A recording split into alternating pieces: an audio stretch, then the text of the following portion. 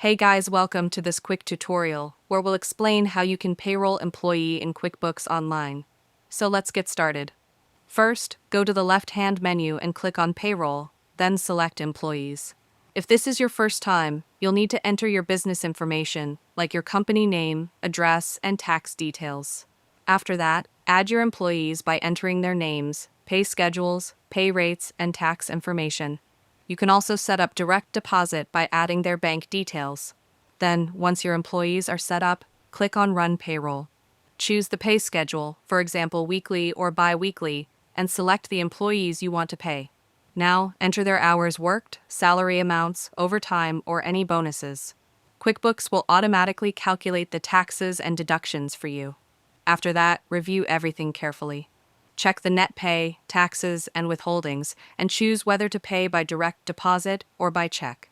Finally, click on Submit Payroll. QuickBooks will process the payments, and your employees will get paid. You can also go to the Payroll Reports section to see detailed information about pay history, taxes, and filings. And that's it. If you found this video helpful, consider giving it a like and subscribe.